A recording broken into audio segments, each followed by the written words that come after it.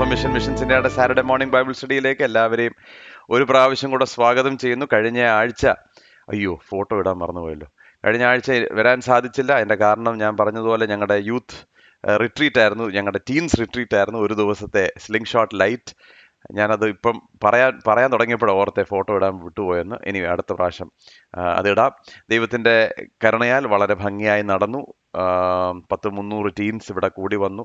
കർത്താവിൻ്റെ കൃപയാൽ അവരോട് സുവിശേഷം പറയുവാനും അവരുടെ ജീവിതത്തിൽ അവർക്കൊരു മോട്ടിവേഷൻ കൊടുക്കാനൊക്കെ ദൈവം ഞങ്ങളെ സഹായിച്ചു. ഈ എപ്പോഴും ഞാൻ പറയുന്നത് പോലെ ഒരുപക്ഷെ നിങ്ങൾ ചിന്തിക്കും ഇതെന്താ ഈ ചെറിയ എപ്പോഴും ആവർത്തിച്ച് പറയുന്നതെന്ന്. ഈ ടീംസ് മീറ്റിംഗ് കഴിയപ്പോൾ ഒരുപാട് യങ്സ്റ്റേഴ്സ് കർത്താവിൻ്റെ ഭാഗത്തിലേക്ക് വരുന്നുണ്ട്. ഞാൻ പറയുന്നത് 15 വയസ്സ് 16 വയസ്സ് യുവഹൃദയങ്ങൾ. അതിനുശേഷം ഒരുപാട് കോളേജസ്, ഒരുപാട് സ്കൂൾസ് ഇപ്പോൾ വാതിലുകളെ തുറന്നു തന്നിരിക്കുക. ഒരു ടീച്ചറുണ്ട്, നമ്മുടെ ബൈബിൾ സ്റ്റഡിയൊക്കെ അറ്റൻഡ് ചെയ്യുന്ന ഷീ ഓൺസ് എ സ്കൂൾ എറണാകുളത്ത്. അപ്പോൾ എന്നോട് പറഞ്ഞു, ഞങ്ങൾ വാതിലുകൾ തുറന്നു തരാം, നിങ്ങൾ ടീമായിട്ട് വന്ന് ഒന്ന് ശുശ്രൂഷിക്കുമോ? ഇപ്പോൾ നമുക്ക് വന്നിരിക്കുന്ന വലിയ ചാലഞ്ച് എന്ന് പറയുന്നത് ഇങ്ങനെയുള്ള അവസരങ്ങൾ ഒക്കെ ഏറ്റെടുത്ത് ചെയ്യുവാൻ നമുക്ക് ആളില്ല. അപ്പോൾ നിങ്ങൾ ഒരുപാട് പ്രാർത്ഥിക്കണം. ഈ വേലക്കാർ കുറയുമ്പോൾ എന്താ ചെയ്യേണ്ടത്? യജമാനോട് പ്രാർത്ഥിക്കണം. ഇതാണ് അതിൻ്റെ സൊല്യൂഷൻ. അല്ലാതെ നമുക്കിത് പോയി കണ്ടുപിടിക്കാനൊന്നും നോക്കുന്ന കാര്യമല്ല. ഈ ഉണ്ടല്ലോ, മാസ് ഹയറിംഗ് ഒന്നും ചെയ്യാൻ പറ്റുന്നൊരു കാര്യമല്ല. യജമാനോട് പ്രാർത്ഥിക്കുക തക്ക സമയത്ത്. ദൈവത്തിൻ്റെ വലിയ കൃപയാൽ ഞാൻ പറയട്ടെ, ഈ കഴിഞ്ഞ കുറച്ച് കാലങ്ങളായിട്ട് ദൈവം വളരെ നല്ല ആളുകളെ കൂടെ നിർത്തിയിട്ടുണ്ട്. അതുകൊണ്ട് ഒരുപാട് നന്ദിയുണ്ട്. ഞാൻ ഈയിടെ അവരോട് പറയുമായിരുന്നു, ഇന്നലെ ഞങ്ങൾ കൂടിയപ്പോൾ പറഞ്ഞൊരു കാര്യമുണ്ട്. തുടങ്ങിയപ്പോൾ നമുക്ക് ഓഫീസില്ല, സ്പേസ് ഇല്ല, ആളില്ല, കൂടെ പ്രവർത്തിക്കാൻ ആരുമില്ല. ഞാനും KJ സാമും മാത്രം അങ്ങോട്ടും ഇങ്ങോട്ടും മുഖത്തേക്ക് നോക്കിയിരുന്ന കാലത്ത് ഇപ്പം ഓഫീസിൽ നിന്ന് നിറച്ച ആളും വർക്ക് ചെയ്യാൻ ആളും പുറത്തു പോകാനും ആളും എല്ലാം ഉണ്ടെങ്കിലും ഇതൊന്നും പോരാ എന്നുള്ളതാണ് ഇപ്പോഴത്തെ അവസ്ഥ. നമുക്ക് വരുന്ന ഇൻവിറ്റേഷൻസും അവസരങ്ങളും, കാരണം ഒരുപാട് നാളൊന്നും ഈ അവസരങ്ങൾ തുറന്നിരിക്കുമ്പോൾ പകലെല്ലോടത്തോളം നാം വേല ചെയ്യണമെന്നുള്ളതാണ്. അപ്പോൾ അതിനുവേണ്ടി കർത്താവ് നല്ല ആളുകളെ കൂട്ടിക്കൊണ്ട് വരണം എന്ന് നിങ്ങൾ എന്നും പ്രാർത്ഥിക്കണം, മറക്കാതെ പ്രാർത്ഥിക്കണം. നല്ല വേലക്കാരെ കർത്താവ് നമ്മുടെ കൂടെ നിർത്തുവാൻ നിങ്ങൾ പ്രാർത്ഥിക്കണം. കർത്താവ് അത് ചെയ്യും. കർത്താവാണല്ലോ ഇതുവരെ അത് കൊണ്ടുവന്നിട്ടുള്ളത്. അതുകൊണ്ട് ഗോഡ് വിൽ ഡു ഇറ്റ്. എന്നാൽ അതാണ് ഇനി വരുന്ന നാളുകളിൽ നിങ്ങൾ ശ്രദ്ധിക്കേണ്ട ഒരു കാര്യം. അടുത്ത 2-3 ആഴ്ച ഞാൻ കാണത്തില്ല. എനിക്ക് ജോലി സംബന്ധിച്ച് ജർമ്മനി പോകണം, എൻ്റെ കമ്പനി ഹെഡ് ക്വാർട്ടേഴ്സിൽ. ഈ വർഷം ബിഗിനിങ്ങിലായിരുന്നു പോകേണ്ടത്. എനിക്ക് പോകാൻ പറ്റിയില്ല. കാരണം നമ്മുടെ മീറ്റിങ്ങും കാര്യങ്ങളൊക്കെ അവർ നമ്മളോട് ഒരുപാട് സഹകരിച്ചാണ് മുന്നോട്ട് പോകുന്നത്. പക്ഷെങ്കിൽ ഇപ്പോൾ എനിക്ക് പോയേ പറ്റൂ. അതുകൊണ്ട് നെക്സ്റ്റ് 2-3 വീക്സ് നമുക്ക് സ്റ്റഡി കാണത്തില്ല. മടങ്ങി വന്ന് വീണ്ടും നമുക്ക് മത്തായിയുടെ സുവിശേഷം നമുക്ക് തുടരാം. ഓക്കെ, ഇന്ന് 20-ാമത്തെ അധ്യായം. ഇനിയും കുറച്ചുകൂടെ ഉള്ളൂ, അധികമൊന്നുമില്ല. പെട്ടെന്ന് തന്നെ നമ്മൾ മത്തായിയുടെ സുവിശേഷം തീർക്കും. ഇവിടെ മുമ്പന്മാർ പിൻപന്മാരാകും, പിൻപന്മാർ മുണ്ടന്മാരാകും. ഇതാണ് ഇന്നത്തെ തീം. അപ്പോൾ ദൈവരാജ്യത്തിൽ വലിയവർ ആര് എന്നൊക്കെയുള്ള ചോദ്യത്തിൻ്റെ മറുപടി ഇന്നിവിടെ കാണുവാൻ സാധിക്കും. വളരെ പെട്ടെന്ന് തന്നെ നമുക്ക് ഇന്നത്തെ സ്റ്റഡി തീർക്കാം. എന്നാൽ ഇതിൻ്റെ അകത്ത് മറഞ്ഞിരിക്കുന്ന ചില പ്രമാണങ്ങൾ ആർക്ക് വേണ്ടി നമുക്ക് മനസ്സിലാക്കേണ്ടത് ആവശ്യമാണ്. അതുകൊണ്ട് നമുക്കിതിലൂടെ ഒന്ന് പെട്ടെന്ന് കടന്നു പോകാം. ഇപ്പോൾ നമ്മൾ ആയിരിക്കുന്നത് ഈ യേശു കർത്താവിൻ്റെ മശിഹ എന്ന വെളിപ്പെടുത്തലും യേശു കർത്താവിൻ്റെ പഠിപ്പിക്കലുകളിൻ്റെയും അവസാന ഭാഗത്തിലേക്ക് നമ്മൾ വന്നിരിക്കുകയാണ്. എവിടാണ് യേശു കർത്താവിൻ്റെ പഠിപ്പിക്കലുകൾ തുടങ്ങിയത് ഗിരിപ്രഭാഷണത്തിലാണ്. അവിടുന്ന് നമ്മൾ തുടങ്ങി ഇപ്പോൾ യേശുക്രിസ്തുവിൻ്റെ പഠിപ്പിക്കലുകളുടെ അവസാന ഭാഗത്തിലേക്ക് നമ്മൾ വരികയാണ്. അത് കഴിയുമ്പോൾ യേശുക്രിസ്തുവിൻ്റെ ക്രൂശീകരണവും കാര്യങ്ങളിലേക്ക് നമ്മൾ കടക്കുക. വളരെ നല്ല ഒരു വിശ്വാസിയെ സംബന്ധിച്ചോളം വളരെ മനോഹരമായ ഭാഗങ്ങളിലേക്ക് നമ്മൾ കടക്കുകയാണ്. എന്നാൽ അവസാനം കർത്താവ് തന്നെക്കുറിച്ച് തന്നെ പറഞ്ഞ് വലിയവൻ ആരാണ് എന്നൊക്കെ ഉള്ളത് പറഞ്ഞു തീർക്കാൻ തുടങ്ങുകയാണ്. അപ്പോൾ ആ ഭാഗത്തിലേക്ക് നമുക്ക് ഇന്നൊന്ന് കടക്കാം. അപ്പോൾ ഇതിൻ്റെ കോണ്ടെക്സ്റ്റ് കഴിഞ്ഞ പ്രാവശ്യം നമ്മൾ നോക്കിയ ഭാഗമാണ്. 19-ാമത്തെ അധ്യായത്തിൽ പത്രോസ് അവനോട് ചോദിക്കുന്നൊരു കാര്യമുണ്ട്. ഞങ്ങൾ സകലവും വിട്ട് നിന്റെ പിന്നാലെ വന്നു, ഞങ്ങൾക്ക് എന്നാ കിട്ടും? അല്ലേ? ന്യായമായ ചോദ്യമാണ്. അപ്പൊ ഈ ചോദ്യത്തിന്റെ ഉത്തരം കർത്താവ് പറയുന്നുണ്ട്. എന്താണ്? എനിക്ക് വേണ്ടി നിലങ്ങളോ, എനിക്ക് വേണ്ടി ബന്ധുക്കളെയോ, എനിക്ക് വേണ്ടി എന്തെങ്കിലുമൊക്കെ വിട്ടിട്ടുണ്ടെങ്കിൽ ഈ ലോകത്തിലും വരുവാനിരിക്കുന്ന ലോകത്തിലും നിങ്ങൾക്ക് എന്നാ കിട്ടും? നിങ്ങൾക്ക് 100 മടങ്ങ് കിട്ടും. അപ്പൊ ദൈവത്തിന്റെ വലിയ ആ പദ്ധതിയെക്കുറിച്ച് കർത്താവ് പറയുന്നു. അതിനുശേഷം 20-ാമത്തെ അധ്യായത്തിൽ അതിനൊരു നല്ല വിശദീകരണം തരികയാണ്. ആ വിശദീകരണത്തിലാണ് ദൈവികമായ പ്രിൻസിപ്പിൾസ്, അതായത് ദൈവം പ്രതിഫലം തരുമ്പോഴും ദൈവം വിളിക്കുമ്പോഴും മനുഷ്യന്റെ ഒരു ബെഞ്ച് മാർക്കിലല്ല പ്രതിഫലവും മനുഷ്യന്റെ അളവുകോൽ അനുസരിച്ച് അല്ല ദൈവം വിളിക്കുന്നതും എന്നുള്ളത് കർത്താവ് ഒന്ന് വ്യക്തമായി പറയുകയാണ്. കാരണം പലപ്പോഴും നമ്മൾ നമ്മുടെ സ്റ്റാൻഡേർഡ്സ് വെച്ച് നോക്കാൻ സാധ്യതയുണ്ട്. അങ്ങനെയല്ല ദൈവത്തിന്റെ വിളിയും ദൈവത്തിന്റെ തെരഞ്ഞെടുപ്പും ദൈവത്തിന്റെ പ്രതിഫലവും ഇത് തമ്മിൽ വ്യത്യാസമുണ്ട് എന്ന് കർത്താവ് ശിഷ്യന്മാർക്ക് പറഞ്ഞു കൊടുക്കുകയാണ്. ഓക്കെ, നമുക്കതിലേക്ക് കടക്കാം. 20-ാമത്തെ അധ്യായത്തിന്റെ 1 മുതൽ 7 വരെയുള്ള വാക്യങ്ങൾ. സ്വർഗരാജ്യം തന്റെ മുന്തിരിത്തോട്ടത്തിൽ വേലക്കാരെ ചാക്കേണ്ടതിന് പുലർച്ചയ്ക്ക് പുറപ്പെട്ട വീട്ടുടയവനോട് സദൃശ്യം. വേലക്കാരോട് അവൻ ദിവസത്തേക്ക് ഓരോ വെള്ളിക്കാശ് പറഞ്ഞുത്തിട്ട് അവരെ മുന്തിരിത്തോട്ടത്തിൽ അയച്ചു. മൂന്നാം മണി നേരത്തും പുറപ്പെട്ടു. മറ്റു ചിലർ ചന്തയിൽ മെനക്കെട്ട് നിൽക്കുന്നത് കണ്ടു. നിങ്ങളും മുന്തിരിത്തോട്ടത്തിൽ പോകുവീൻ, ന്യായമായത് തരാമെന്ന് അവരോട് പറഞ്ഞു. അവർ പോയി. അവൻ 6-ാം മണി നേരത്തും 9-ാം മണി നേരത്തും ചെന്ന് അങ്ങനെ തന്നെ ചെയ്തു. 11-ാം മണി നേരത്തും ചെന്നു മറ്റു ചിലർ നിൽക്കുന്നത് കണ്ടിട്ട്, നിങ്ങൾ ഇവിടെ പകൽ മുഴുവൻ മെനക്കെട്ട് നിൽക്കുന്നത് എന്ത് എന്ന് ചോദിച്ചു. ഞങ്ങളെ ആരും കൂലിക്ക് വിളിക്കായ കൊണ്ടത്ര എന്ന് അവർ പറഞ്ഞപ്പോൾ, നിങ്ങളും മുന്തിരിത്തോട്ടത്തിൽ ചെല്ലുവീൻ എന്ന് അവരോട് പറഞ്ഞു. ഓക്കെ, അപ്പോൾ ഇതിനകത്ത് 2-3-4 കാര്യങ്ങൾ എനിക്ക് പറയാനുണ്ട്. ഈ കോണ്ടെക്സ്റ്റ് നമ്മൾ നോക്കുമ്പോൾ ആദ്യം മനസ്സിലാക്കുന്ന ഒരു കാര്യം, ഓക്കെ, ഈ യജമാനൻ ചെന്ന് മിനക്കെട്ട് നിൽക്കുന്നവരെ വിളിക്കുന്നു. മുന്തിരിത്തോട്ടത്തിൽ വേലക്കാരെ ആവശ്യമുണ്ട്. ആദ്യം ചെന്ന് വിളിക്കുന്നു, അതിനുശേഷം വീണ്ടും വിളിക്കുന്നു, പിന്നെയും വിളിക്കുന്നു. അപ്പൊ ഇവിടെ നമ്മൾ കാണുമ്പോൾ ഒരു കാര്യം വ്യക്തമാണ്. എന്താണ്? 6 o'clock in the morning വിളിക്കുന്നു, 6 മണിക്ക് വിളിക്കുന്നു. 3-ാം മണി എന്ന് പറയുന്നത് 9 o'clock ആണ്, അതാണ് 9 മണി. 6-ാം മണി എന്ന് പറയുമ്പോൾ ഉച്ചയ്ക്ക് 12 മണി. 11-ാം മണി എന്ന് പറഞ്ഞാൽ 5 മണി. അപ്പോൾ ജോലി ചെയ്യുന്ന സമയം സാധാരണ യഹൂദന്മാരുടെ ഇടയിൽ 6 മണി രാവിലെ തൊട്ട് 6 മണി വൈകുന്നേരം വരെ, 12 മണിക്കൂറത്തെ ജോലി. ഓക്കെ, അങ്ങനെയാണ്. അതിൻ്റെ ഇടയ്ക്ക് ഒരു ബ്രേക്ക് ഒക്കെ കിട്ടും. അപ്പൊ ഇങ്ങനെ ജോലി ചെയ്യുമ്പോൾ യജമാനൻ ചെന്ന് വിളിക്കുകയാണ്. ഈ പല സമയങ്ങളിൽ വിളിക്കുകയാണ് വേലക്കാരെ. ഓരോ സമയത്തും ചെല്ലുന്നു, മെനക്കെട്ട് നിൽക്കുന്നവരെ കാണുന്നു, അവരെ മുന്തിരിത്തോട്ടത്തിലേക്ക് വിളിക്കുന്നു. അപ്പൊ ഇവിടെ ഒരു കാര്യം മനസ്സിലാക്കണം. അത് കഴിഞ്ഞിട്ട് ഞാൻ ഇതിന്റെ പ്രമാണത്തിലേക്ക് പോകണം. ഇവിടെ കാണുമ്പോൾ ഒരു കാര്യം നമുക്ക് വ്യക്തമായിട്ട് കാണാൻ സാധിക്കും. ഒന്ന്, ഇൻഎക്സോസ്റ്റബിൾ സപ്ലൈ ഓഫ് വർക്ക്, അല്ലേ? ജോലി ചെയ്യാൻ താല്പര്യമുള്ളവന് ജോലി ഇഷ്ടം പോലെ ഉണ്ട്. അത് രാവിലെ 6 മണിക്കായാലും ശരി, 12 മണിക്കായാലും ശരി, 5 മണിക്കായാലും ശരി, ഇഷ്ടം പോലെ ജോലി.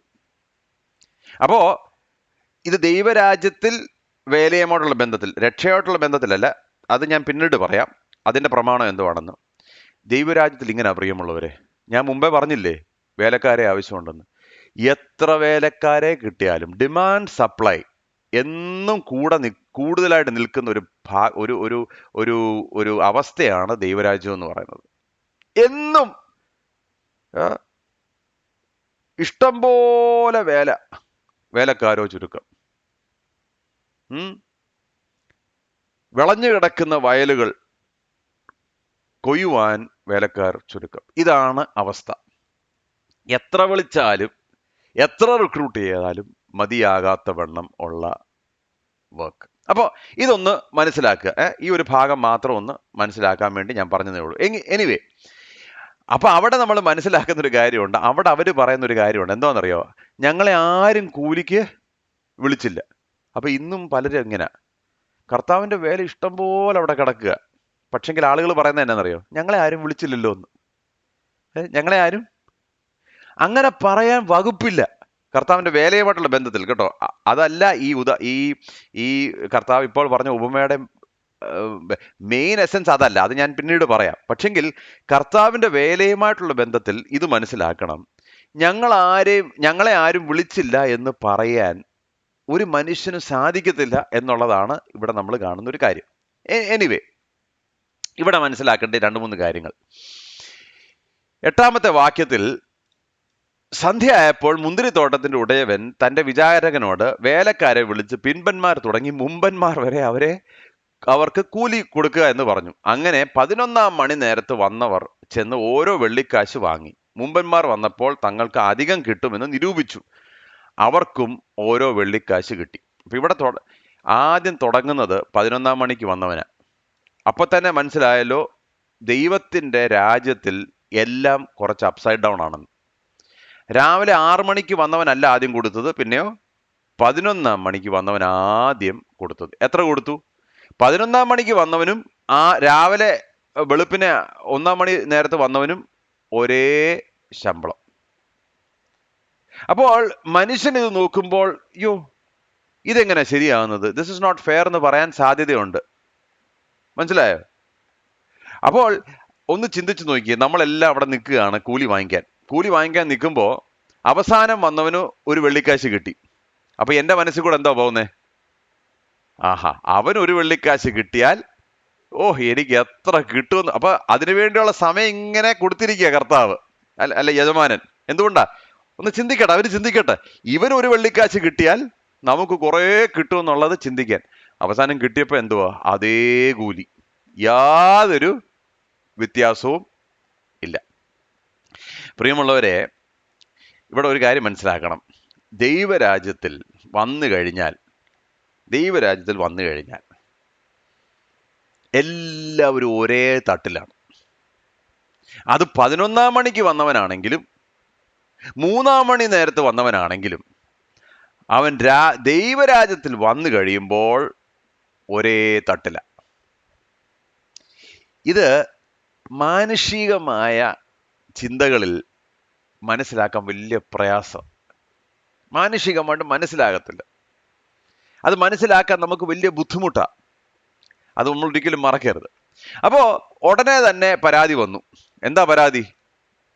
11-ാമത്തെ വാക്യത്തിൽ, അത് വാങ്ങിയിട്ട് അവർ വീട്ടുടയവന്റെ നേരെ പിറുപിറുത്തു. ജോലിയും കൂലിയും ഇല്ലാത്തവനെ വിളിച്ച് അവന് ജോലി കൊടുത്തു കേട്ടോ. എന്നിട്ട് ഇപ്പം കൂലി കൊടുത്തു കഴിഞ്ഞപ്പോൾ പിറുപിറുക്കാൻ തുടങ്ങി. ഈ പിമ്പന്മാർ 1 മണി നേരം മാത്രം വേല ചെയ്തിട്ടും നീ അവരെ പകലത്തെ ഭാരവും വെയിലും സഹിച്ച ഞങ്ങളോട് സമമാക്കിയല്ലോ എന്ന് പറഞ്ഞു. അപ്പൊ എന്തോ പ്രശ്നം? കൂലി കുറഞ്ഞു പോയെന്നല്ല പ്രശ്നം, പിന്നെ അവസാനം വന്നവനുമായിട്ട് ഞങ്ങളെ സമമാക്കി കളഞ്ഞല്ലോ എന്ന്. ഞങ്ങള് ഒരു ദിവസത്തെ വെയിൽ മുഴുവൻ കൊണ്ടു, പക്ഷെ ഞങ്ങളെ നിങ്ങൾ യജമാനൻ എന്ത് ചെയ്തു? അവസാനം ഒരു മണിക്കൂർ നേരം മാത്രം ജോലി ചെയ്തവനുമായിട്ട് സമമാക്കി. അതാണ് പ്രശ്നം. അവരിൽ ഒരുത്തനോട് അവൻ ഉത്തരം പറഞ്ഞത്, സ്നേഹിത, ഞാൻ നിന്നോട് അന്യായം ചെയ്യുന്നില്ല. നീ എന്നോട് ഒരു പണം പറഞ്ഞൊത്തില്ലയോ? നിന്റേത് വാങ്ങിപ്പോയിക്കൊള്ളുക. നിനക്ക് തന്നതുപോലെ ഈ പിമ്പനും കൊടുപ്പാൻ എനിക്കുള്ളത് ഇതിനെ കൊണ്ട് മനസ്സ് പോലെ ചെയ്യുവാൻ എനിക്ക് ന്യായമില്ലയോ? ഞാൻ നല്ലവനാകൊണ്ട് നിന്റെ കണ്ണ് കടിക്കുന്നുവോ? അപ്പോ ഈ നാട്ടിൽ പണ്ട് ഈ ലോഡ് ഷെഡിങ് വരുമ്പോഴേ പവർ പോവും. പണ്ട് നാട്ടിൽ പവർ പോകുമ്പോൾ ലോഡ് ഷെഡിങ് 1/2 മണിക്കൂർ അല്ലെ 1 മണിക്കൂർ. ഇന്നിപ്പോൾ ഇൻവേർട്ടർ ഉണ്ട് കേട്ടോ, അന്നത്തെ കാലത്ത് ഇൻവേർട്ടർ ഇല്ല. അപ്പം വീട്ടിൽ കറണ്ട് പോയി കഴിഞ്ഞാൽ ആദ്യം ചെയ്യുന്നത് എന്നാണെന്നറിയോ? നമ്മൾ ജനൽ തുറന്ന് അപ്പുറത്തെ വീട്ടിലേക്ക് നോക്കും, അല്ലേ? അപ്പുറത്തെ വീട്ടിലേക്ക് നോക്കുമ്പോഴത്തേക്ക് അവിടെയും പവർ ഇല്ല. എന്തൊരാശ്വാസമെന്ന് ശ്രദ്ധിച്ചിട്ടുണ്ടോ? നമ്മുടെ ചൂടിന് എന്തെങ്കിലും കുറവുണ്ടോ? നമ്മുടെ ഫാൻ വർക്ക് ചെയ്യുന്നുണ്ടോ? നമ്മുടെ വീട്ടിൽ ലൈറ്റ് ഉണ്ടോ? ഇല്ല, ഒന്നുമില്ല. പക്ഷെ അപ്പുറത്തെ വീട്ടിൽ ഇല്ലാത്തത് കൊണ്ട് നമുക്കൊരു ആശ്വാസം. എന്ന് പറഞ്ഞതുപോലെ ഇവർക്ക് യാതൊരു കുഴപ്പവും ഇല്ലായിരുന്നു. പക്ഷെ ഇവരുടെ പ്രശ്നം തുടങ്ങിയപ്പോഴാ? 11 മണിക്ക് നേരത്ത് വന്നവനും അതേ കൂലി കിട്ടി. അതാണ് പ്രശ്നം. മനസ്സിലായോ? അപ്പൊ ഇവിടെ നമ്മൾ മനസ്സിലാക്കുന്നത് ഇതിന്റെ ഫണ്ടമെന്റൽ ഇഷ്യൂ അവരുടെ കൂലി കുറഞ്ഞു പോയതെന്നല്ല, കണ്ണ് കടിക്കുന്നു. അതാണ് പ്രശ്നം. ഈവിളായി, ജലസി. പ്രിയമുള്ളവർ, ഇത് തന്നെ അല്ലയോ ജ്യേഷ്ഠ സഹോദരനുണ്ടായ പ്രശ്നം? മുടിയനായ പുത്രൻ വീട്ടിൽ വന്നു. ഇത്രയും നാളും അപ്പൻ്റെ പണവും അപ്പൻ്റെ സാഹചര്യങ്ങളും സൗകര്യങ്ങളും അനുഭവിച്ച മൂത്ത ജ്യേഷ്ഠൻ. ഒരു കുഴപ്പവും ഇല്ലായിരുന്നു. എപ്പോഴാ പ്രശ്നം വന്നേ? അവസാനം മുടിയൻ തിരിച്ചു വന്നു. അപ്പോൾ വീട്ടിൽ ഭയങ്കര സന്തോഷം, കണ്ണുകടി ഉണ്ടായി. ഇന്ന് ഒരുപാട് പേരും ജ്യേഷ്ഠ സഹോദരങ്ങളെ പോലെ കർത്താവ് കൊടുത്തിരിക്കുന്നത് എൻജോയ് ചെയ്യാൻ പറ്റാത്തതിൻ്റെ കാരണം പകുതി സമയവും അപ്പുറത്തെ വീട്ടിലോട്ടുള്ള നോട്ടം. ഇതാണ് വിഷയം. അവർക്ക് എങ്ങനെ പറ്റുന്നു? ഇവർക്ക് എങ്ങനെ ഇത് ചെയ്യാൻ പറ്റുന്നു? അവരെന്തുകൊണ്ടാണ് അനുഗ്രഹിക്കുന്നത്? ദൈവം നമ്മളെ അനുഗ്രഹിച്ചില്ലയോ? നമുക്ക് ആവശ്യമായിട്ടുള്ളതെല്ലാം തന്നില്ലയോ? പിന്നെന്താ പ്രശ്നം? അപ്പുറത്തോട്ടുള്ള നോട്ടം, കണ്ണ് കടിക്കുന്നു, അല്ലയോ? ചെറുപ്പക്കാരങ്ങോട്ട് ശുശ്രൂഷയിൽ ഉയർന്നു വരുമ്പോഴത്തേക്ക് കണ്ണുകടി. ഇന്നലെ ഗൾഫിൽ പോന്നവൻ വലിയ വീട് വെച്ച് കഴിയുമ്പോഴത്തേക്ക് പിന്നെയും കണ്ണുകടി. ഞങ്ങൾ എത്ര വർഷമായിട്ട് ഇവിടെ കിടന്ന് ബുദ്ധിമുട്ടുക, കണ്ണുകടി. അപ്പൊ ഇവിടെ ദൈവരാജ്യത്തിൽ ഒരു കാര്യം മനസ്സിലാക്കണം, 11 മണിക്ക് വരുന്നവനും 3 മണിക്ക് വരുന്നവനും ഒരേ തട്ടിലാണ് കിടക്കുന്നത്. രക്ഷയുടെ കാര്യത്തിൽ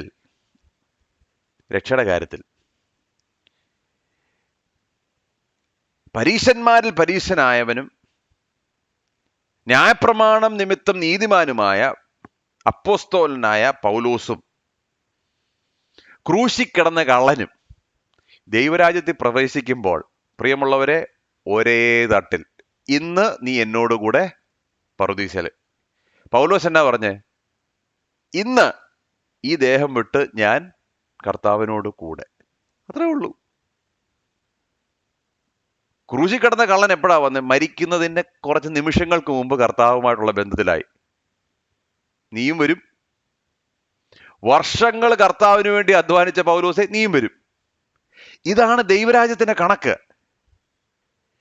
ഇത് മനസ്സിലാക്കിയവനാണ് പാടിയത്, ആശ്ചര്യമേ ഇത് ആരാൽ വർണ്ണിച്ചിടാം, കൃപയേ കൃപയേ കൃപയേ കൃപയേ. ഇതാണ് കൃപ.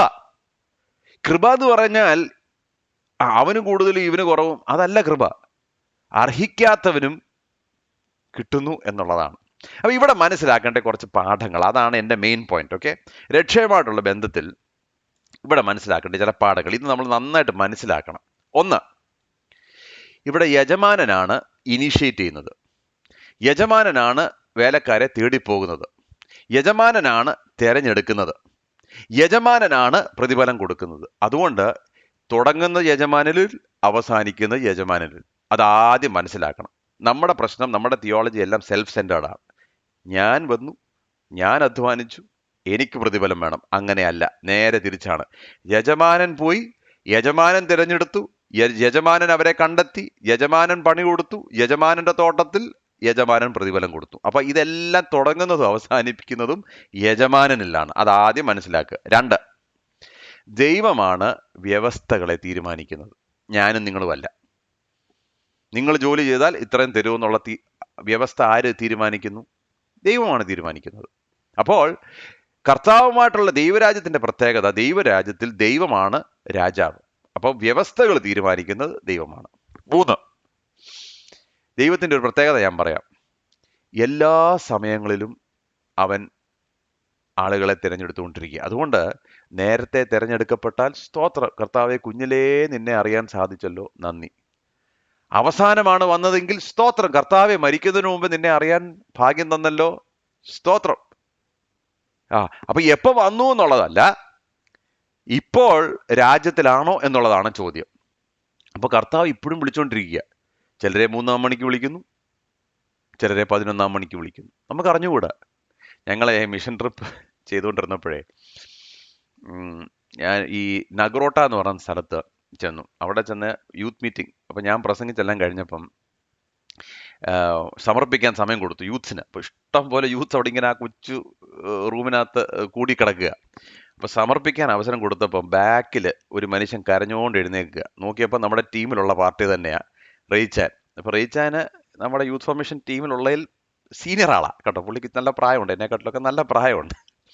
അപ്പോൾ റെയ്ച്ചാൻ എഴുന്നേറ്റം സമർപ്പിക്കുക. ഭയങ്കര കരഞ്ഞ് കണ്ണുനീരെല്ലാം ഇങ്ങനെ വന്ന് കരങ്ങളൊക്കെ ഉയർത്തി ഭയങ്കര സമർപ്പണം.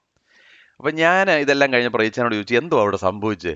അപ്പം പറഞ്ഞു, ഞാൻ കർത്താവിനോട് പറഞ്ഞു, കർത്താവേ ഞാൻ താമസിച്ചു കേട്ടോ, ഞാൻ താമസിച്ചു, പക്ഷെ ഞാനിപ്പം ഉണ്ട്. I am here, I M late but now I M available. എടാ, 11 മണിക്ക് വന്നവനും ഒരേ കൂലിയാന്ന്. അതാണ് ദൈവകൃപ. അല്ല നേരത്തെ വന്നോ താമസിച്ച് വന്നോ ഇതൊന്നും അല്ല വിഷയം. അപ്പൊ എപ്പോ കർത്താവ് തിരഞ്ഞെടുക്കും നമുക്കറിയത്തില്ല. അത് നമ്മുടെ വിഷയമല്ല, കാരണം അത് യജമാനന്റെ വിഷയമാണ്. യജമാനൻ ഇപ്പോഴും വിളിച്ചുകൊണ്ടിരിക്കുക അല്ലേ, ഇപ്പോഴും തിരഞ്ഞെടുത്തുകൊണ്ടിരിക്കുകയാണ്. അതുകൊണ്ട് അയ്യോ താമസിച്ചു പോയെന്ന് ആരും ചിന്തിക്കണ്ട. ദൈവത്തിന്റെ സമയത്ത് ദൈവം വിളിക്കും. അതുകൊണ്ട് നമുക്ക് എല്ലാ ഏജ് ഗ്രൂപ്പിലും നമുക്ക് മിനിസ്റ്റർ ചെയ്യാം. പിന്നെ 4, വിളിക്കുന്നവൻ ആരും ക്വാളിഫൈഡ് അല്ല കേട്ടോ. വിളിക്കുന്നവൻ ആരും ക്വാളിഫൈഡ് അല്ല. അത് ആദ്യം വിളിച്ചവനാണെങ്കിലും 11 മണിക്ക് വിളിച്ചവനാണെങ്കിലും ക്വാളിഫൈഡ് അല്ല. അത് ആദ്യം മനസ്സിലാക്കുക. നമ്മൾ ചിലപ്പോൾ ചിന്തിക്കും, ഓ ഞാനേ ആദ്യം വന്നവനായതുകൊണ്ട് ഞാൻ ക്വാളിഫൈഡ് ആയിരിക്കും. ക്വാളിഫൈഡ് അല്ല. ഒരുത്തിനും വേണ്ടാതെ കിടന്നുകൊണ്ടാ യജമാനൻ വിളിച്ചത്. അപ്പൊ ആദ്യം മനസ്സിലാക്കിക്കണം, ദൈവരാജ്യത്തിൽ പ്രവേശിച്ചത് നമ്മുടെ ക്വാളിഫിക്കേഷൻ കൊണ്ടല്ല, പിന്നെയോ ദൈവത്തിന്റെ കൃപയാൽ വിളിക്കപ്പെട്ടു. That is it. അത് 4ാമത്തെ ലെസൺ. 5ാമത്തെ ലെസൺ, വരുന്നവനെല്ലാം ജോലിയുണ്ട്. ആ ദൈവരാജ്യത്തിൽ പ്രവേശിക്കുന്നവൻ എല്ലാവർക്കും അവസരമുണ്ട്.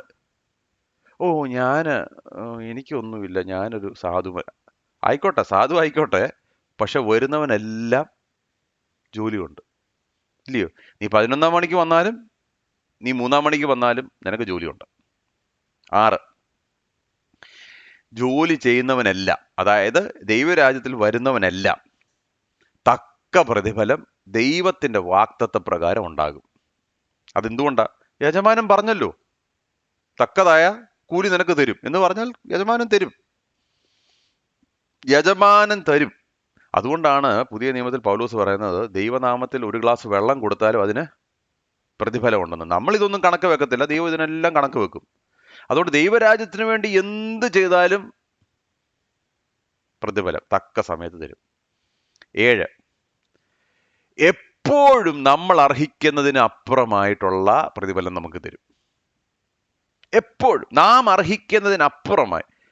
3 മണിക്ക് വന്നവനും ജോലിയില്ലാതെ കടന്നവനല്ലേ, അവൻ അർഹിക്കുന്നുണ്ടോ എന്തെങ്കിലും? ഇല്ല, പക്ഷെങ്കിൽ എങ്കിലും അവന് ലഭിക്കുന്നുണ്ട്. 11 മണിക്ക് വന്നവനോ, അവനും അറിയാം അവൻ അർഹിക്കുന്നതിനപ്പുറമായി അവൻ ലഭിച്ചു എന്നുള്ളത്. അപ്പോ ദൈവരാജ്യത്തിന്റെ പ്രത്യേകത, രക്ഷ എന്ന് പറയുന്നത് നമുക്ക് അർഹിക്കാവുന്നതിനപ്പുറമാണ്. അതുകൊണ്ട് കമ്പാരിസന് നോ പ്ലേസ്. അയ്യോ കർത്താവ് എന്തായാലും ഞാൻ രക്ഷിക്കപ്പെട്ടെന്നുള്ളത് തന്നെ മഹാത്ഭുതമല്ലയോ, പിന്നെന്തിനാ ഞാൻ അപ്പുറത്തോട്ട് നോക്കുന്നത്? അപ്പോ ഞാൻ അർഹിക്കുന്നതിനപ്പുറമായി കർത്താവ് എനിക്ക് ഓൾറെഡി തന്നു, അല്ലയോ? കാരണം നരകതുല്യമായി ജീവിച്ച എന്നെ കർത്താവ് വീണ്ടെടുത്തില്ലേ, അത് മതി. അതിന്റെ അപ്പുറത്തോട്ട് പ്ലസ് ഒന്നും വേണ്ട. അത് തന്നെ വൻ കാര്യം. എന്നെ വിളിച്ചല്ലോ, ദൈവരാജ്യത്തിൽ കൊണ്ടുവന്നല്ലോ, ദാറ്റ് ഇസ് ഇനഫ്. അവസാനം 8, ദൈവരാജ്യത്തിൽ കടക്കുന്നവന് കണ്ണുകടി, കുശുമ്പ്, അസൂയക്കൊന്നും സ്ഥാനമില്ല. അറിയാം, കാരണം വരുന്നവനെല്ലാം ജോലിയുണ്ട്, എല്ലാവർക്കും ഉണ്ട്. അതുകൊണ്ട് അസൂയയ്ക്ക് യാതൊരു സ്ഥാനവുമില്ല ദൈവരാജ്യത്തിൽ കടക്കുന്നവർ.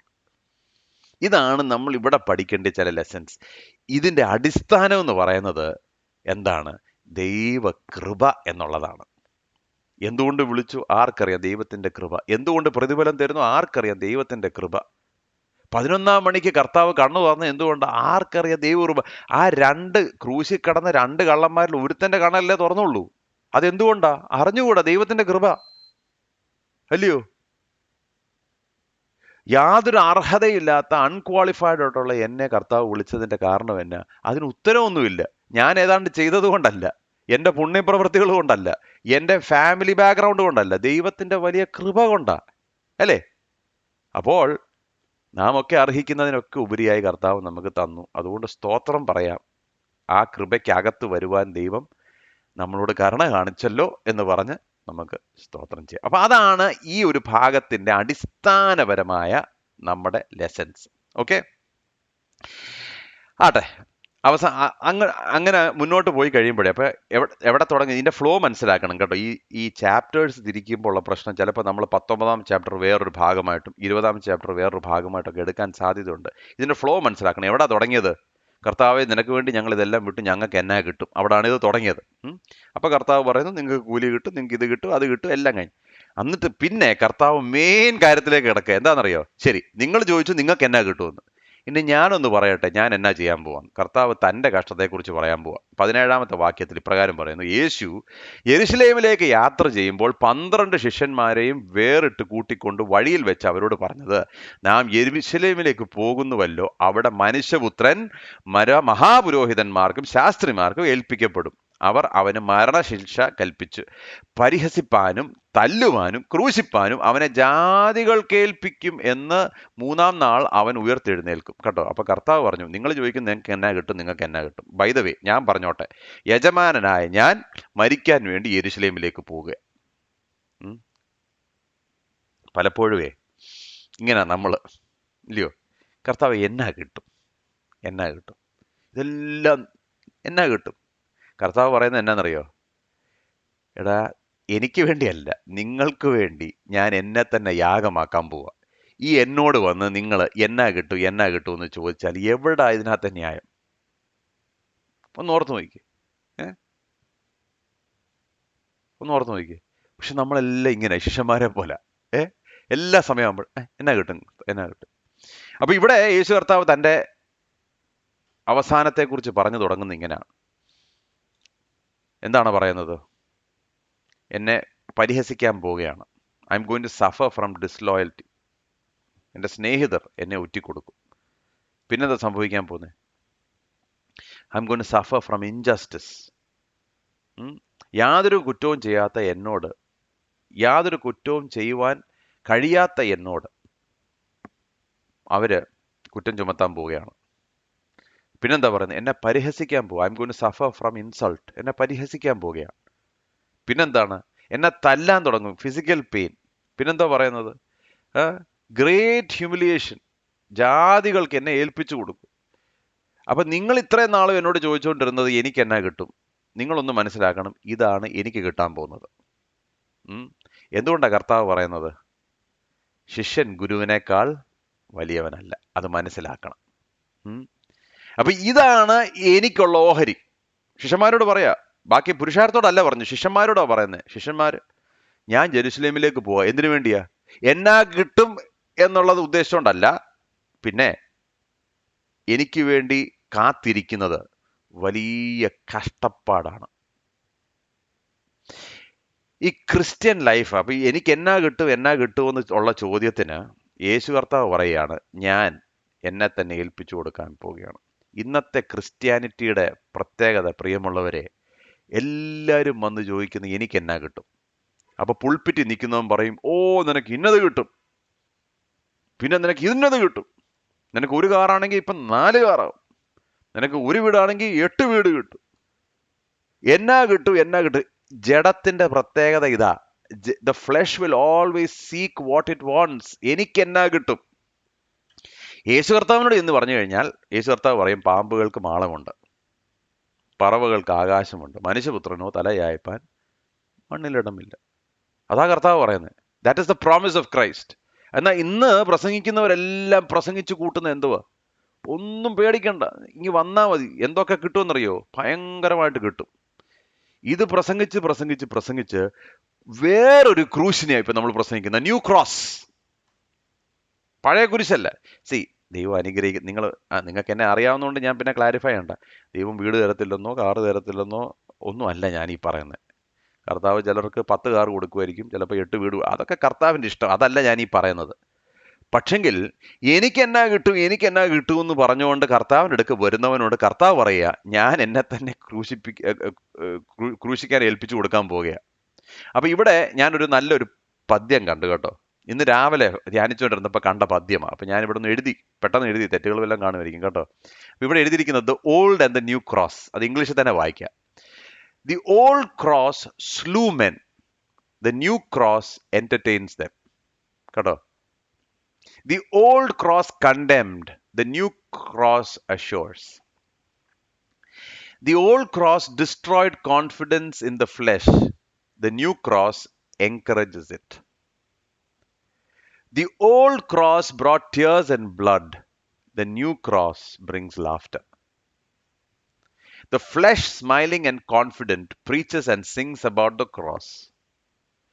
Before that cross, it bows, and towards that cross, it points with staged histrionics. But on that cross, it will not die, and the cross, it will not bear. പഴയ കുരിശും, അതായത് ബൈബിൾ കാണുന്ന കുരിശും ഇപ്പോൾ പ്രസംഗിക്കുന്ന കുരിശും തമ്മിലുള്ള വ്യത്യാസം ഇതാണ്. അനേകർ ക്രൂശിന്റെ അടുത്ത് വരും, വളരെ ചുരുക്കം പേരെ ക്രൂശിന്റെ മേൽ കയറത്തുള്ളൂ.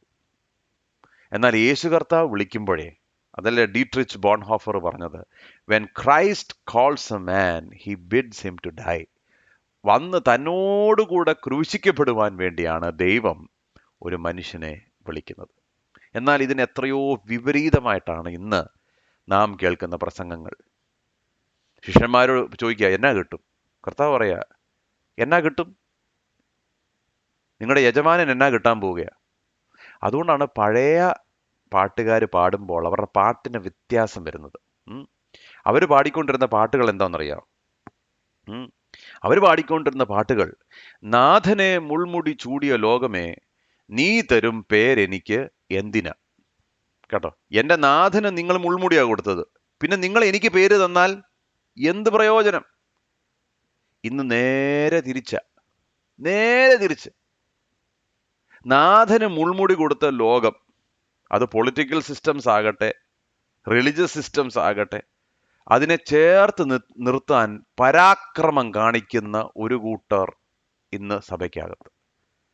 അവരുമായി എങ്ങനെ നമുക്ക് ബെസ്റ്റ് ഫ്രണ്ട്സ് ആകാൻ പറ്റും, അതാണ് ഇന്ന് നോക്കുന്നത്.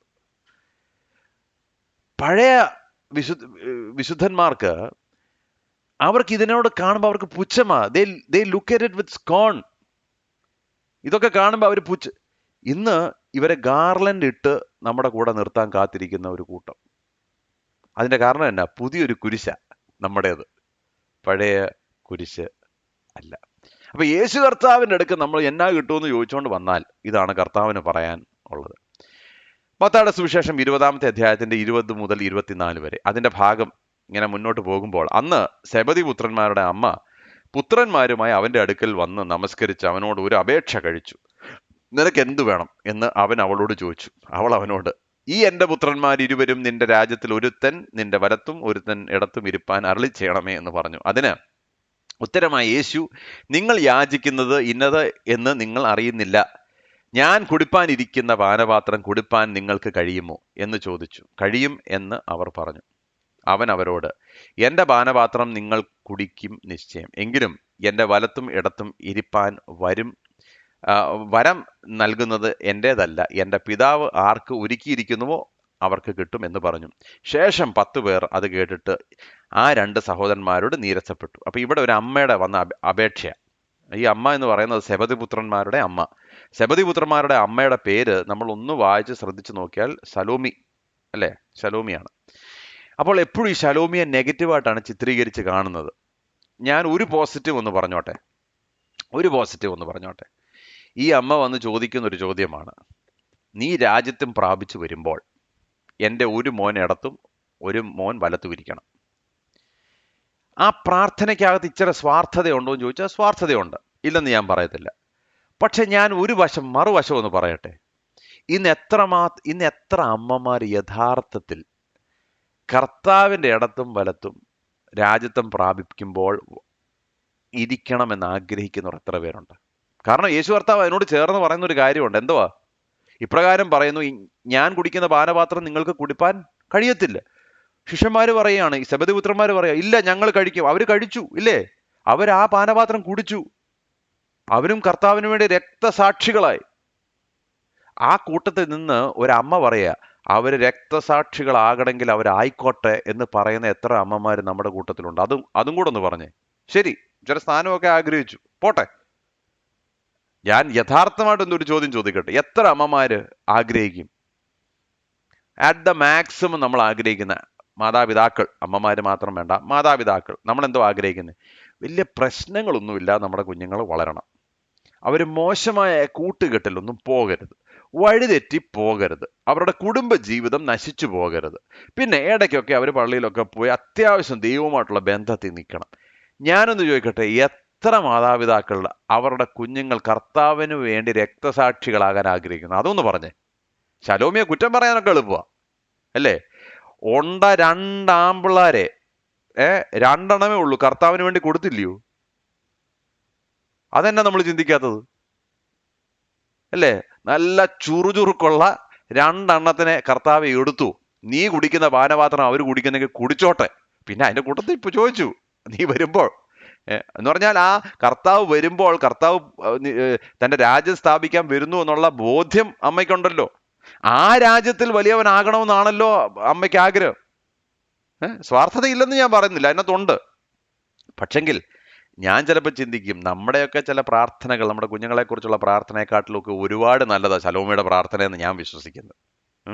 കർത്താവിന്റെ രാജ്യത്തിൽ വലിയവൻ ആകണം. അപ്പോൾ കർത്താവ് പറയാണ്, നിങ്ങളൊരു കാര്യം മനസ്സിലാക്കണം, നിങ്ങൾ ആഗ്രഹിക്കുന്ന ഇടത്തും വലത്തും. എന്നിട്ട് കർത്താവ് എന്നാ പറയുന്നത്, ആരിയ്ക്കും എന്നുള്ളത് തീരുമാനിക്കുന്നത് ഞാനല്ല. അതിനകത്ത് കർത്താവ് പറയാൻ ആഗ്രഹിച്ച എന്നാന്നറിയോ, എനിക്ക് തന്നെ ഒരു ചെറിയ സ്ഥാനം, ഞാൻ എന്നെ തന്നെ വിനയപ്പെടുത്തുക, ഞാൻ പിതാവിന്റെ കീഴിൽ. എന്നാൽ പിതാവിനോട് സമത്വം ഉള്ളവനാണെന്ന് ഓർത്തോണം കേട്ടോ. ആ സമത്വം ഉണ്ടായിരിക്കുക, അവൻ അതിനോട് മുറുകെ പിടിക്കാതെ ദാസവേഷം കെട്ടിയെന്നാ പറയുന്നത്.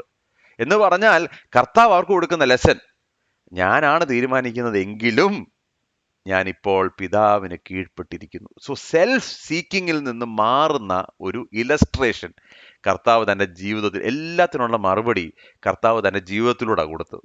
ശ്രദ്ധിച്ചിട്ടുണ്ടോ? നിങ്ങൾക്ക് എന്നാ കിട്ടുമെന്ന് നിങ്ങൾ എന്നോട് വന്ന് ചോദിക്കുന്നു. ഞാൻ പറയട്ടെ, എൻ്റെ ജീവൻ ഞാൻ മറുവിലയായി കൊടുക്കാൻ പോവുകയാണ്. അപ്പൊ എല്ലാത്തിനും ഒരു പാരഡൈം ഷിഫ്റ്റ് കർത്താവ് തന്റെ ജീവിതത്തിലൂടെ ശിഷ്യന്മാരെ പഠിപ്പിക്കുകയാണ്.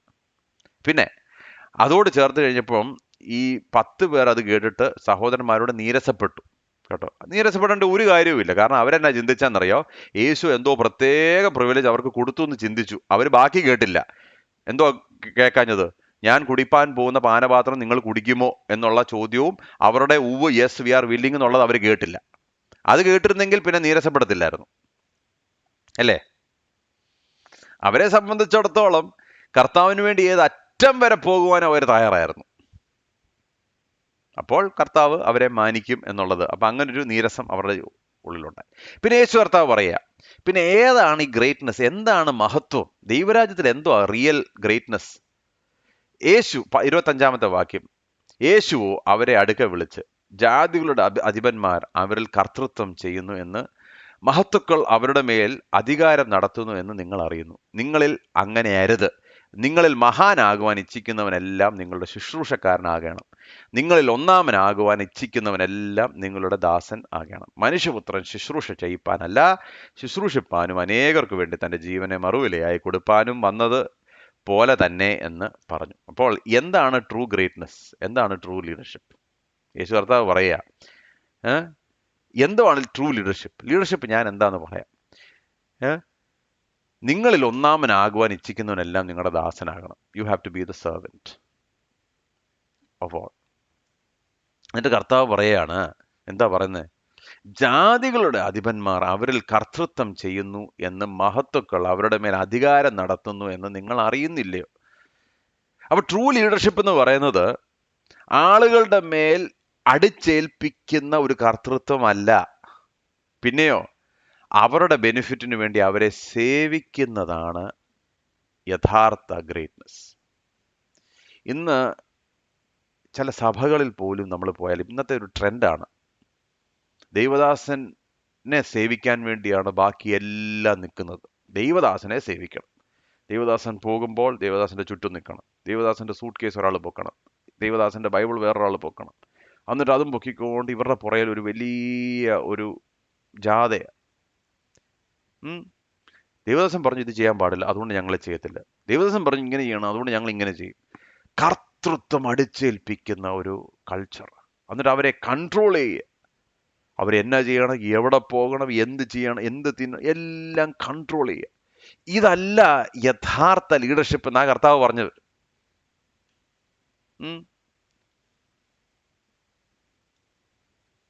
പ്രിയമുള്ളവരെ, നമ്മുടെ കോൺസെപ്റ്റ് ഓഫ് ട്രൂ ഗ്രേറ്റ്നെസ് തന്നെ മാറണം. യേശു കർത്താവിന്റെ ഗ്രേറ്റ്നെസ് എന്തുവാ? അനേകർക്ക് തൻ്റെ ജീവനെ മറുവിലയായി കൊടുക്കണം. ഇന്ന് എത്ര ലീഡേഴ്സ് അവരുടെ ദാസന്മാർക്ക് വേണ്ടി അവരുടെ ജീവനെ കൊടുക്കും? ദൈവദാസൻ വരുമ്പോൾ എഴുന്നേറ്റ് നിൽക്കണം, ഓണർ കൾച്ചർ എന്നാ പറയുന്നത്. ദൈവദാസൻ വരുമ്പോൾ കൈയടിക്കണം, ദൈവദാസന്മാർക്ക് ഏറ്റവും നല്ലത് കൊടുക്കണം, ദൈവദാസന്മാർക്ക് വരുമ്പോൾ നല്ല സുഖം, എല്ലാം ദൈവദാസന്മാർക്ക് വേണ്ടി. ഞാൻ ചോദിക്കട്ടെ, ദൈവദാസൻ തൻ്റെ ജനത്തിന് വേണ്ടി എന്ത് ചെയ്യും? What will they do? ശുശ്രൂഷിക്കുമോ? എന്നാൽ ദൈവത്തിന്റെ യേശു കർത്താവിന്റെ മോഡൽ നോക്കിയേ. കാല് കഴുകുക, അവർക്ക് വേണ്ടി മരിക്കുക. എല്ലാവരുടെയും മുമ്പിൽ കാല് കഴുകുന്ന ഒരു പരിപാടി ഇപ്പോൾ ഉണ്ട്. എളുപ്പമുള്ള പരിപാടി, ചുമ്മാ അല്ല കേട്ടോ, ഞാൻ പറയാം, വളരെ സിമ്പിൾ ആയിട്ടുള്ള പരിപാടിയാണ്. ഇന്ന് ഒരുപാട് പേര് ചെയ്യുന്ന ഒരു കാര്യമാണ്. സ്റ്റേജിൽ കയറി ക്യാമറയുടെ മുമ്പിൽ കാല് കഴുകും. വെരി ഈസി പരിപാടി, നോട്ട് അറ്റ് ഓൾ ഡിഫിക്കൾട്ട്. അങ്ങനെ കാല് കഴുകുന്നതിന്റെ കാര്യമല്ല ഞാൻ ഈ പറയുന്നത്. യഥാർത്ഥത്തിൽ ആ കാലത്ത് തന്നെ ഒറ്റിക്കൊടുക്കാൻ പോകുന്ന യൂദാസിന്റെ കാല് കഴുകുന്ന ആ ദാസവേഷം എന്താണ്? അതാണ് ട്രൂ ഗ്രേറ്റ്നസ്. അതാ കർത്താവ് പറയുന്നത്. That is true greatness.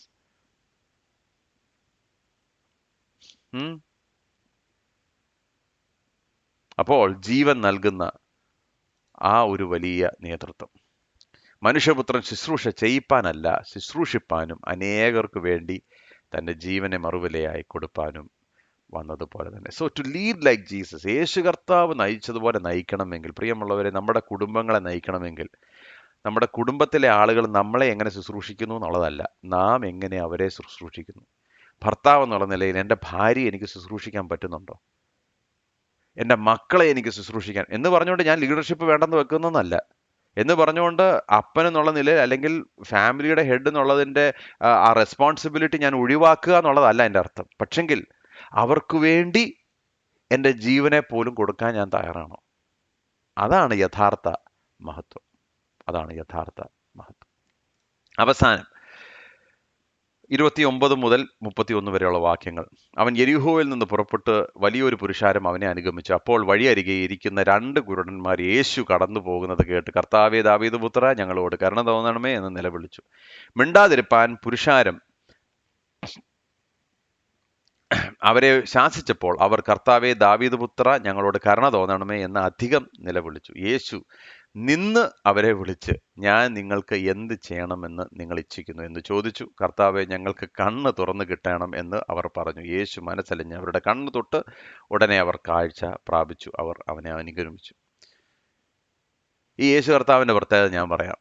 കർത്താവെ, എന്നോട് കരുണ തോന്നണമേ എന്നുള്ള യാചനയുടെ മുമ്പിൽ ഇനി ആര് യാചിച്ചാലും അവൻ നിൽക്കും. അത് കർത്താവിൻ്റെ പ്രത്യേകതയാണ്. ആര് ചോദിച്ചു, കുഷ്ഠരോഗിയാകട്ടെ, കുരുടനാകട്ടെ, പരീശനാകട്ടെ, ദരിദ്രനാകട്ടെ, പണക്കാരനാകട്ടെ, യായിറോസിനെ പോലെ ഏതാളും, യേശുവേ, ദാവീദ് പുത്ര, എന്നോട് കരുണ തോന്നണമേ, ആ ഒരു നിലവിളിയുടെ മുമ്പിൽ യേശു കർത്താവ് നിൽക്കും. അന്ന് നിന്നു, ഇന്നും നിൽക്കും. കർത്താവെ, എന്നോട് കരുണ തോന്നണം. ഈ കൂട്ടത്തിൽ എൻ്റെ ശബ്ദം ശ്രദ്ധിക്കുന്ന ആരെങ്കിലും ഏതെങ്കിലും ഒരവസ്ഥയിൽ പെട്ടുകിടക്കുക എന്ന് വിചാരിച്ചോ? നിങ്ങളുടെ ജീവിതത്തെക്കുറിച്ച്, നിങ്ങളുടെ കുടുംബത്തെക്കുറിച്ച്, നിങ്ങളുടെ ഭാവിയെക്കുറിച്ച്, നിങ്ങളുടെ അവസ്ഥയെക്കുറിച്ച്, നിങ്ങളുടെ മക്കളെക്കുറിച്ച് ഏതെങ്കിലും കാര്യത്തിൽ പെട്ടുകിടക്കുക. യഥാർത്ഥത്തിൽ ഔട്ട് ഓഫ് യുവർ ഹെൽപ്ലെസ്നെസ്, കർത്താവേ, യേശുവേ, ദാവീദ് പുത്ര, എന്നോട് കരുണ തോന്നണമേ എന്ന് വിളിച്ചാൽ ആ സെക്കൻഡിൽ അവൻ അവിടെ നിൽക്കും. നിങ്ങൾ ശ്രദ്ധിച്ചോ? അവിടെ എഴുതിയിരിക്കുന്നത് വലിയൊരു പുരുഷാരം അവൻ്റെ കൂടെ യെരിഹോ കഴിഞ്ഞിട്ട് വരിക. അപ്പോൾ 2 പാർട്ടികൾ വന്ന് വിളിച്ചു. ഒന്ന് ചിന്തിച്ചു നോക്കിയേ. വലിയ പുരുഷാരം, 2 പേര്. ഇനി 2 പേരല്ല, ഒരാളെ ഉണ്ടായിരുന്നെന്ന് വിചാരിച്ചോ? ആ വിളിയുടെ മുമ്പിലും ബർത്തിമായുടെ മുമ്പിലും യേശു കർത്താവ് നിന്നു, ഇല്ലേ? എല്ലാവരും ശാസിക്കുക, വലിയ വൻ പരിപാടി നടക്കുകയില്ല. അതിൻ്റെ ഇടയ്ക്കാണോ ഈ 2 പേരെ കൊണ്ടുവരുന്നത്? ഇവിടെ വലിയ ക്രൂസൈഡ് അല്ലേ, ഇവിടെ വലിയ പ്രോഗ്രാം അല്ലേ യേശു കർത്താവ്? അതുകൊണ്ട് ഈ കരുണയുടെ അപേക്ഷയുടെ മുമ്പിൽ കടന്നു പോകാത്ത ഒരു ക്രിസ്തു, അതാണ് നമ്മുടെ കർത്താവ്. കർത്താവെ, കരുണ തോന്നണമേ. എൻ്റെ മെറിറ്റ് കൊണ്ടല്ല, എൻ്റെ കഴിവ് കൊണ്ടല്ല, എൻ്റെ പാരമ്പര്യം കൊണ്ടല്ല, ഇതുകൊണ്ടൊന്നുമല്ല. കർത്താവെ, എൻ്റെ നിസ്സഹായ അവസ്ഥയിൽ ഞാൻ നിലവിളിക്കുകയാണ്, എന്നോട് കരുണ തോന്നണമേ. അങ്ങനെ വിളിക്കുന്ന ഏവൻ്റെ മുമ്പിൽ യേശു കർത്താവ് നിൽക്കും. പിന്നെ ഒരു ചോദ്യമുണ്ട്, ഞാൻ നിങ്ങൾക്ക് വേണ്ടി എന്ത് ചെയ്യണം? അപ്പൊ ഈ ബീറ്റ് റൗണ്ട് ദ ബുഷ് ഒന്നും ചെയ്യരുത്. ഏതാ അങ്ങനെ ആയിരുന്നപ്പോ ഇങ്ങനല്ലേ ഒന്നും വേണ്ട. എന്തുവാ ചെയ്യേണ്ടത്? ഒറ്റ ചോദ്യം. കാഴ്ചയില്ല, കാണണം. കർത്താവ് പറഞ്ഞു, ഓക്കെ, ഡൺ. അത് കഴിഞ്ഞ് അവരുടെ പ്രതികരണം എന്തുവാ? ഉടനെ അവർ കാഴ്ച പ്രാപിച്ചു, അവനെ അനുഗമിച്ചു. ഇതാണ് പ്രോസസ്. ശിഷ്യത്വത്തിന്റെ പ്രോസസ് ഇതാണ്. നിസ്സഹായമായ നിലവിളി. കർത്താവെ, എനിക്കിതുണ്ട്, അതുണ്ട്, മറ്റേതുണ്ട്, മറിച്ചുണ്ട്, നീ എന്നെ ശ്രദ്ധിക്കണം. ഒന്നുമില്ല. കർത്താവെ, ഞാൻ നിസ്സഹായനാണ്, എന്നോട് കരുണ തോന്നണം. രണ്ടാമത്തെ സ്റ്റെപ്പ്, യേശു അവിടെ നിൽക്കും. മൂന്നാമത്തെ സ്റ്റെപ്പ്, ഞാൻ നിങ്ങൾക്ക് വേണ്ടി എന്ത് ചെയ്യണം, എന്താ ചെയ്യേണ്ടതെന്നുള്ളത് കർത്താവ് അത്ഭുതം ചെയ്യുന്നു. ഫൈനൽ സ്റ്റെപ്പ്, അവനെ അനുഗമിക്കണം. ഇതാണ് ശിഷ്യത്വം. This is discipleship. ഇത്രേ ഉള്ളൂ. അതുകൊണ്ട് ഇന്ന് എൻ്റെ ശബ്ദം കേൾക്കുന്ന ആരെങ്കിലും നിസ്സഹായ അവസ്ഥയിലാണെങ്കിൽ കർത്താവിനോട് പ്രാർത്ഥിക്കണം, യേശുവേ ദാവീദ് പുത്ര, എന്നോട് കരുണ തോന്നണം. പ്രിയമുള്ളവരെ, ഏത് കെട്ടുപാടിനകത്ത് നിങ്ങൾ നിൽക്കുവാണെങ്കിലും ഈ നിലവിളിയുടെ മുമ്പിൽ, ഇനി പുരുഷാരം ആരും ഈ നിലവിളി കേട്ടില്ലെങ്കിലും, നിങ്ങൾ പോകുന്ന ചർച്ചിലെ ആരും ഇത് കേട്ടില്ലെങ്കിലും, ഈ കൂടെ നിൽക്കുന്നവരാരും കേട്ടില്ലെങ്കിലും, എൻ്റെ കർത്താവ് കേൾക്കും. അതിനി എത്ര തിരക്കാണെങ്കിലും, എത്ര ആളുകളുണ്ടെങ്കിലും, എൻ്റെ കർത്താവ് ഇത് കേൾക്കും. കേൾക്കുക മാത്രമല്ല, അവൻ അവിടെ നിൽക്കുമെന്ന് മാത്രമല്ല, അവൻ ചോദിക്കുമെന്ന് മാത്രമല്ല, നിന്റെ അപേക്ഷയ്ക്ക് അവൻ ഉത്തരവും തരും. ആ അപേക്ഷയ്ക്കുള്ള ഉത്തരം ലഭിക്കുമ്പോൾ അവൻ്റെ പിന്നാലെ പൊക്കോണം. അതാണ് ഇതിൻ്റെ ലെസൺ. അവൻ്റെ പിന്നാലെ പൊക്കോണം. അപ്പോൾ ഇവിടെ നമ്മൾ മനസ്സിലാക്കുന്ന 2-3 കാര്യങ്ങൾ. The lessons are very simple. കൃപ എന്ന് പറയുന്നത് ഏത് സമയത്തും വരാം. 3 മണിക്കും വരാം, 11 മണിക്കും വരാം. ആ വാതിലുകൾ ഇന്നും തുറന്നു കിടക്കുകയാണ്. കർത്താവ് ആളുകളെ വിളിച്ചുകൊണ്ടിരിക്കുകയാണ്. ദൈവരാജ്യത്തിൽ ദൈവത്തിൻ്റെ വ്യവസ്ഥയാണ്, നമ്മുടെ വ്യവസ്ഥയല്ല. അതുകൊണ്ട് കണ്ണുകടി പാടില്ല, കമ്പാരിസന് സ്പേസ് ഇല്ല. എന്ത് കിട്ടുമെന്ന് പറഞ്ഞ് ദൈവരാജ്യത്തിലേക്ക് കടന്നു വരുന്നവനോട് യേശു കർത്താവ് പറയാണ്, ഞാൻ എന്നെ തന്നെ നിങ്ങൾക്ക് വേണ്ടി മറുവിലയായി കൊടുത്തവനാണ്. അതുകൊണ്ട് എൻ്റെ മുമ്പാകെ വരുന്നവനെല്ലാം കിട്ടുന്ന നിത്യ ജീവൻ എന്ന് പറയുന്നത് തന്നെ ബോണസാണ്. ഇതൊന്നും നമ്മൾ ആരും അർഹിക്കുന്നതല്ല. പക്ഷെ ദൈവത്തിൻ്റെ വൻ കരുണയാൽ അവൻ അത് തന്നു. സോ അത് തന്നെ ബോണസാണ്. അതുകൊണ്ട് എന്ത് കിട്ടും എന്ന് പറയുന്നതിന് കർത്താവ് പറയാണ്, എൻ്റെ പാനപാത്രം നിങ്ങൾക്ക് കുടിപ്പാൻ കഴിയുമോ? ആ ക്രൂശിനെ പിൻപറ്റുവാൻ നിങ്ങൾക്ക് സാധിക്കുമോ? That is the question.